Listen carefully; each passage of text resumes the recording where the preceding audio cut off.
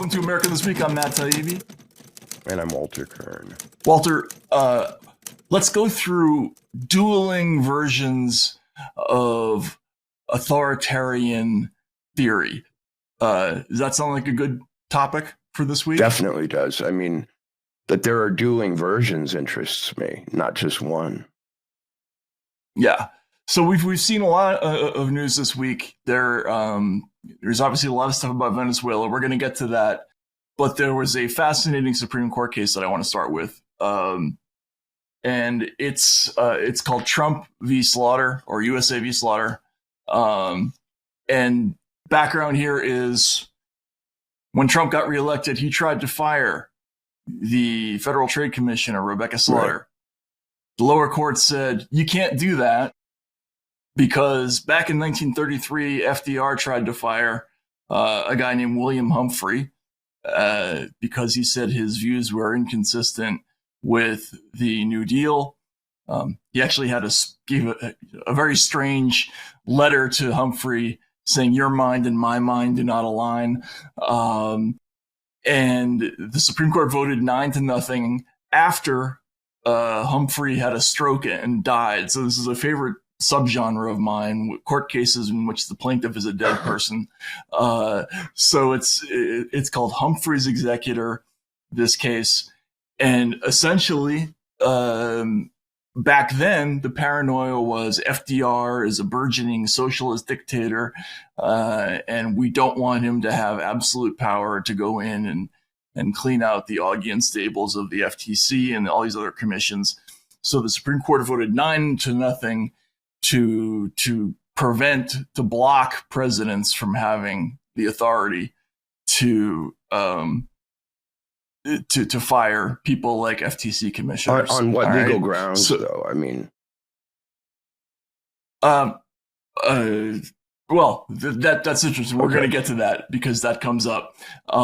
There's a pretty good argument that the original decision was not great law. Let's put it that way. All 9-0 decisions catch my attention because I suspect there's something other than the law going on when there's unanimity like that. Yeah, exactly. Especially in a situation where this was the period of the big Red Scare, right? They were doing these daily editorials that FDR was, in the arms of Russia, and does that sound familiar? Yeah. So okay. So that happens a million years ago. FDR loses to a dead person in court. That becomes precedent. Presidents can't fire certain kinds of officials. Trump nonetheless fires Rebecca Slaughter. Courts immediately overturn his decision. He appeals to the Supreme Court. It goes to the Supreme Court, and the case is argued this week. And it is likely to have sweeping ramifications for the future of government, no matter what the decision is, because the two arguments on the table, one is for essentially unlimited power of removal by the president, which could massively cut down on the size of government, could do all kinds of things, right? Mm-hmm. And slow the growth of the administrative state. The other argument was made by some of the justices in the court, and it's for this idea of what they call independent agencies who wouldn't necessarily be accountable to anybody. Sounds to me like a formalization of what's going on anyway. Exactly. And so we talk about the quiet part being said out loud all the time. And that's what happened in this case. Sometimes Supreme Court cases are more interesting than others. This case was really, really, really interesting. So let's go to the first. Let's go to SOT 9. Okay, and this is the first skirmish between Ketanji Brown Jackson and the Solicitor General John Sauer, who is somebody I met when he was litigating the Murphy v. Missouri speech case. He was the one who was arguing for free speech before he became part of the administration. But now he's arguing for the government. And here she is arguing, well, let's just hear what she has to say. You seem to think that there's something about the president that requires him to control everything as a matter of democratic accountability, when on the other side we have Congress saying we'd like these particular agencies and officers to be independent of presidential control for the good of the people. We're exercising our Article 1 authority to protect the people by creating this independent structure. And I don't understand why it is that the thought that the president gets to control everything can outweigh Congress's clear authority and duty to protect the people in this way. Congress has a broad authority in structuring the federal government, but what it lacks authority to do is to create these headless agencies who have no boss and are not answerable to the voters. Why? Why? Why does it lack the Constitution does not say that Congress cannot create an independent agency. So that's an amazing exchange. He's saying, yes, Congress has the power to create and fund and design these agencies, but they have to be run by somebody, and they can't be headless and have no boss and not be answerable to the voters. And Ketanji Brown Jackson answers, why? Why does the Constitution say that Congress cannot create an independent agency? What does that sound like to you, Walter? It sounds like perpetual motion. Or in other words, here's how we create something out of nothing and then make the something rule over the rest. I mean, he's made in an almost kindergarten fashion with a simplicity that is breathtaking. The argument that we can birth a non-representative government out of a representative one. Right. Yeah, exactly. It's the use of this term independent that's fascinating. Right. As though anything in our universe is independent, first of all. I mean, well, it's not going to answer to anyone, and it's not going to. How about? I mean, it's also breathtaking that it would come so quickly and be so descriptive of what we fear the most, and what we fear has happened already. You know. Yeah, that's so funny. I used to have a Brazilian roommate who used to go around lying to people about what Latin words mean or what certain words mean, what their etymology was. And he used to say that the word animum, it comes from the Latin for that which we fear the most. But this is what we fear the most. So let's listen to SOT 17. She puts it, this is essentially the same thing, but she puts it a little bit differently. Can you talk about the FTC? This is my final question. Why would Congress have thought it important to make this agency in particular independent? I think in large part because Congress had tried it. It experimented with alternatives in the past. They didn't just do this on a whim. They tried to legislate on their own, and they determined that it was not practicable for Congress to exercise its own constitutionally enumerated authority to regulate commerce by, for example, specifying ex ante all the different things that would constitute unfair methods of competition. And so what they wanted was an expert agency that could take on that task and that would be insulated from political pressure, not just emanating from the president, but emanating from Congress too. Congress is giving away its own power to some extent. So your point is that they were doing something important for the interests of the American people, not with an effort to try to strip the executive of any authority or anything like that, but to fulfill its own Article 1 obligations to legislate in the best interest of the American people. Absolutely, and in a lot of ways they're giving the president more power than he had before, because the president wouldn't have the authority to determine what are unfair methods of competition all on his own, and that's what will be the practical result of accepting petitioner's theory. Okay, so again, this is an amazing passage. That's the lawyer for Amit Agrawal is the lawyer for Rebecca Slaughter, the fired commissioner, And what he's saying essentially is Congress wanted to create these expert bodies that wouldn't be answerable to political pressure from either Congress or the president. And then Ketanji Brown Jackson again uses this phrase that they wanted to act. They wanted to create a body that would act in the interests of the people, right? In other words, so what's restraining them isn't voters or Congress or the president, but their own idea of what's in the best interest of the people. And that is the argument essentially that they're bandying about here is, can we create a truly independent agency that answers to none of the elected officials in our government, but somehow answers or divines the will of the people in an objective fashion that can't be policed by almost by definition. It's independence, or it's how can I put it? It's self-will is only allowed because nothing can act as a restraint on it. So we have to depend on almost godlike, or how can I put it? Transcendental moral purpose on the part of these people. It'd have to be something more than human, almost.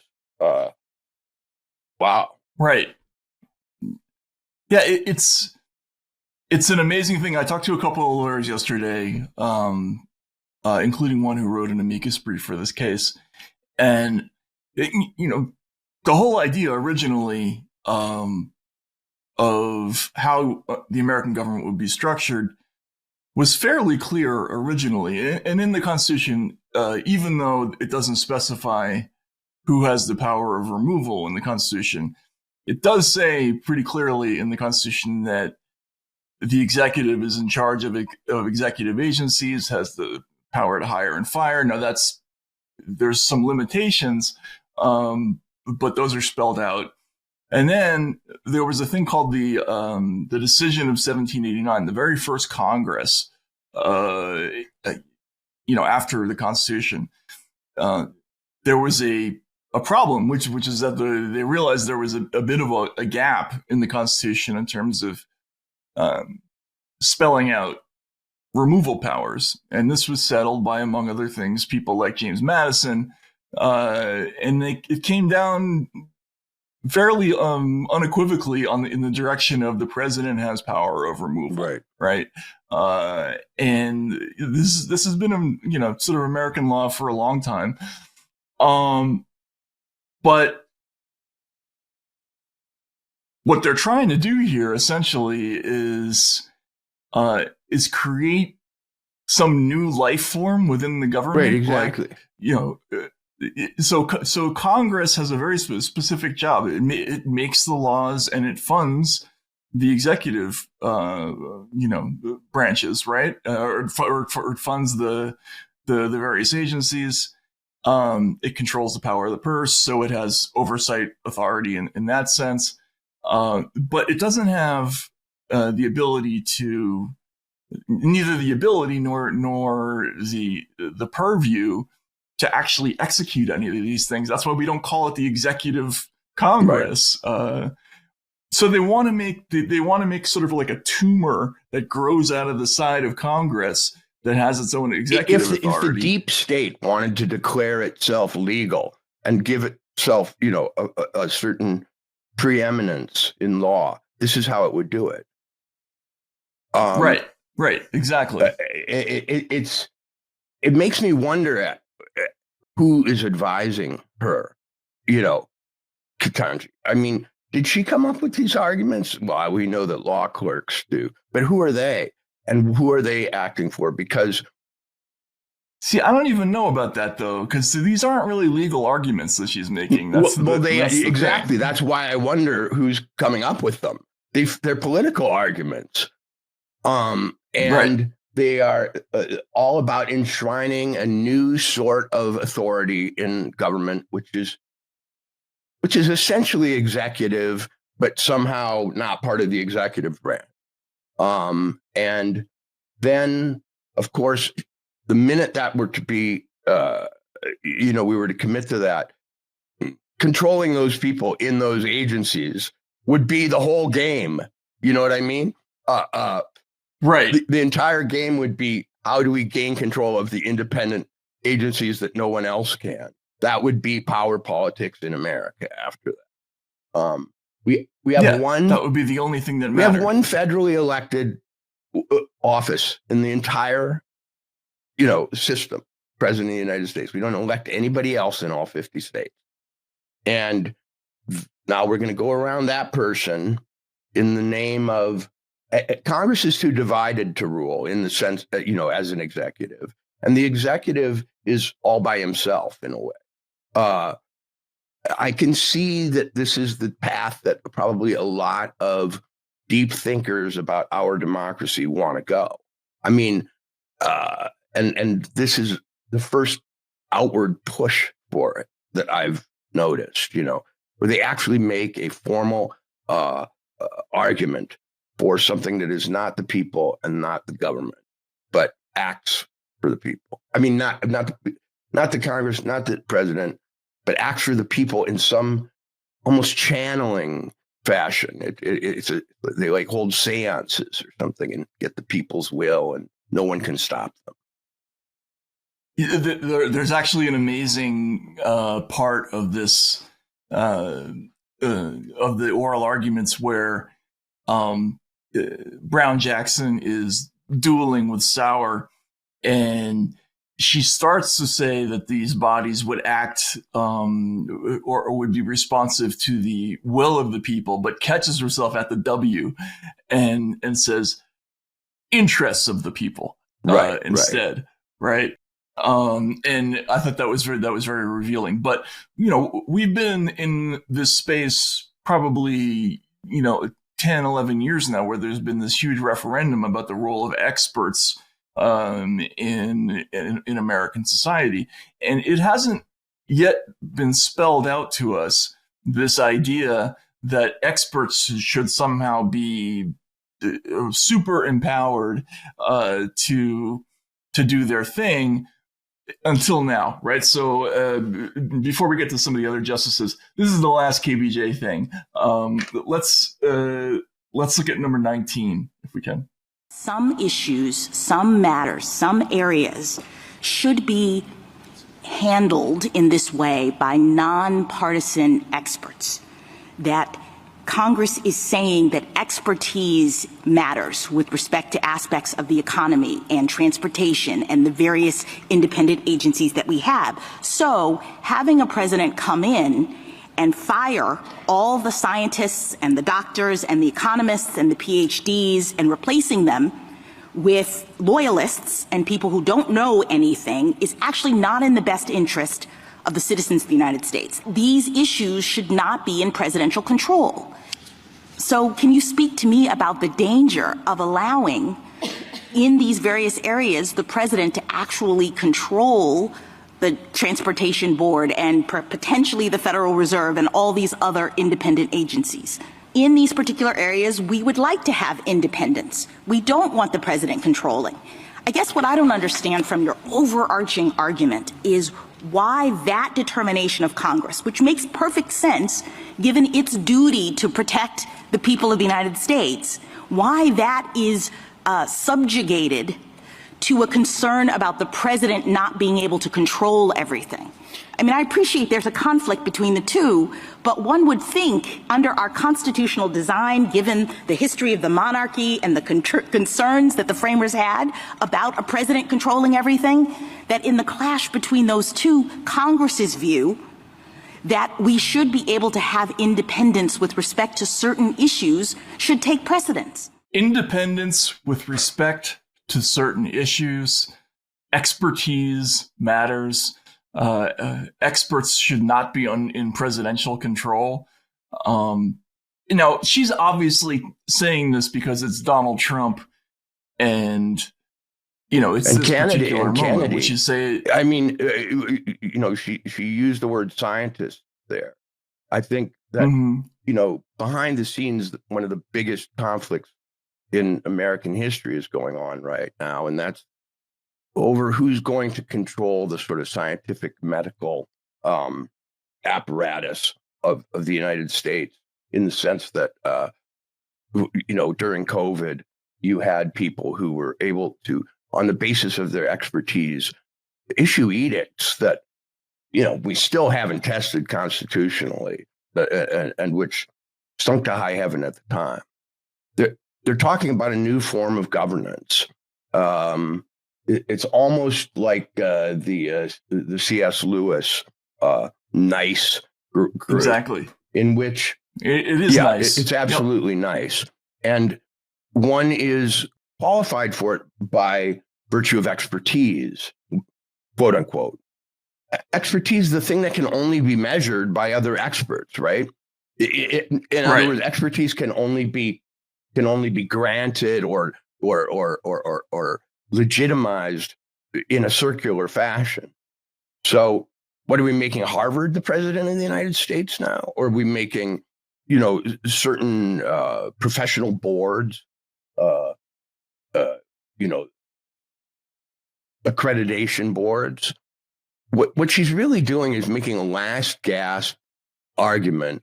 Maybe it's a first gasp argument. Yeah, I think it's a first gasp argument. Right. Mm-hmm. For the formalization of what they feel they had that got fucked up by Donald Trump. Yeah. Because we've obviously seen this explosive growth of agencies, rulemaking, bureaucratic power. Well, and it's what they had under Biden. Obviously, there wasn't a president during the Biden years in any functioning traditional sense. So we were getting some kind of rule by experts, I guess. The problem is, my problem with this whole argument is its naivete, first of all, besides its authoritarian qualities.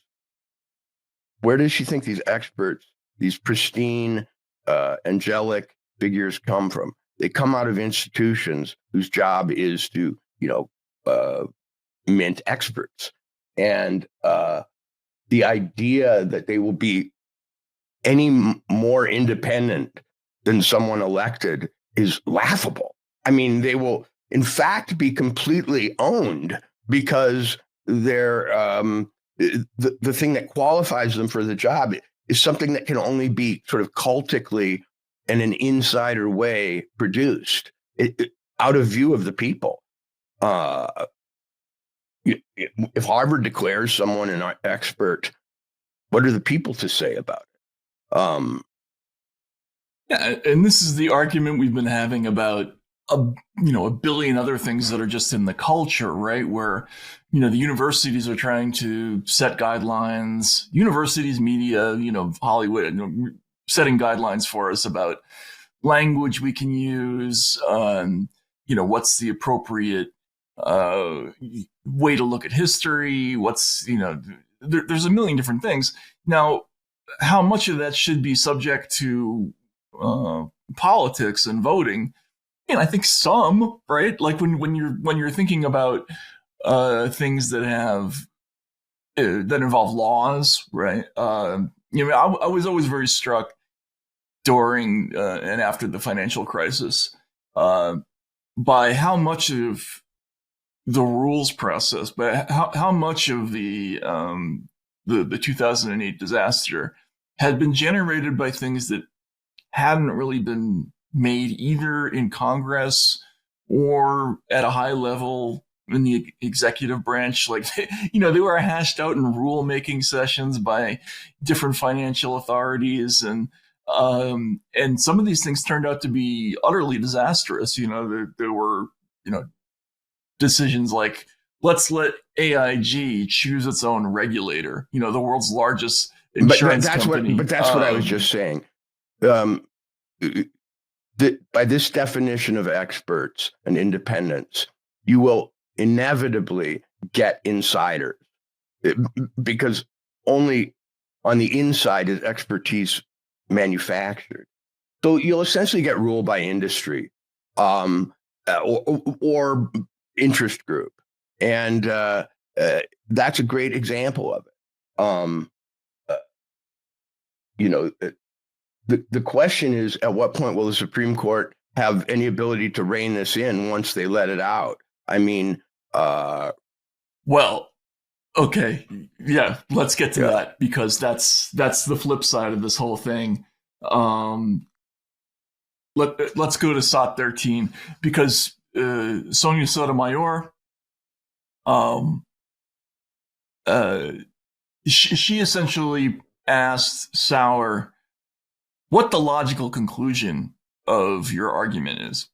I think the question that these questions go to, right, is if you take your logic at face value, it seems to include a great many things. If I were to say, your fundamental proposition in your briefs is that the vesting clause, how many times do you say in your brief, gives the executive power, all of it, to the president? And so if you believe that, the fact that you can say, well, this has a history and that has a tradition, doesn't much go to the rationale that you are asking this court to accept.